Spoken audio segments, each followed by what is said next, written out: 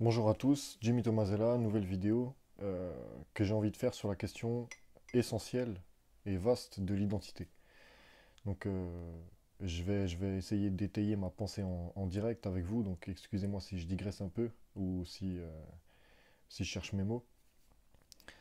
Donc déjà, qu'est-ce qu'il faut dire? Il faut dire que la gauche n'a de cesse de s'attaquer à l'identité. L'identité multiple de l'homme, c'est-à-dire l'homme en société, donc l'identité sociale, nationale, ethnique, raciale même, l'identité familiale, l'identité sexuelle même, qu'ils combattent fermement en ce moment depuis quelques années là, notamment avec le gender, la théorie du genre.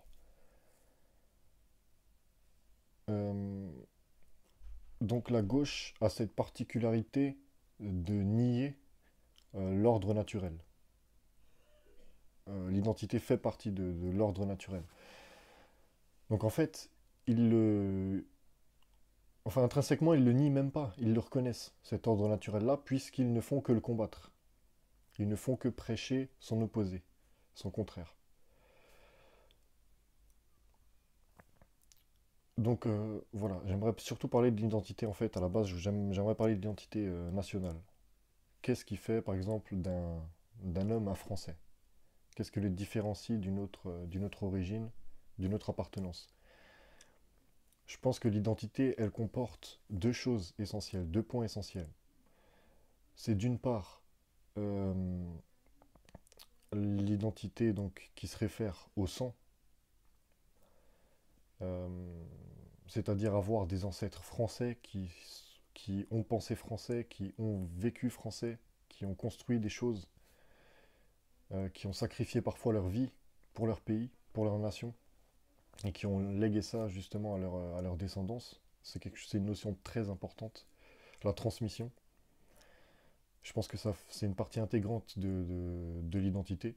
C'est une composante essentielle de cette dernière. Et il y a aussi l'imaginaire collectif, c'est-à-dire des dates importantes, des guerres, des moments clés de l'histoire. Et ça, c'est très important voilà, d'avoir cette appartenance-là à l'histoire de France.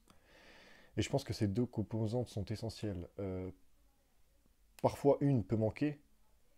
euh, par exemple, le sang, mais d'une manière très minoritaire. Donc c'est pas du tout ce qu'on voit actuellement avec cette immigration de masse. Je pense que la France aussi avait cette particularité-là de, de,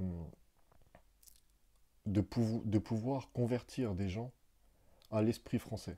Des minorités, bien sûr. Il faut que ça reste minoritaire pour que la France reste la France. Parce que le sang et la race ont leur importance, évidemment.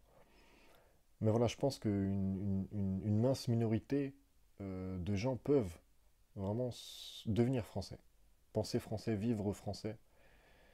Voilà, parce que la France, c'est aussi une façon de vivre, c'est une culture propre qui est basée, entre autres, je dirais même prioritairement sur le catholicisme.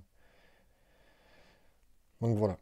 Euh, C'était juste ça que je voulais partager avec vous. C'était une petite vidéo sur le sujet de l'identité. Je vous remercie pour l'écoute et je vous dis à une prochaine vidéo. Bien à vous.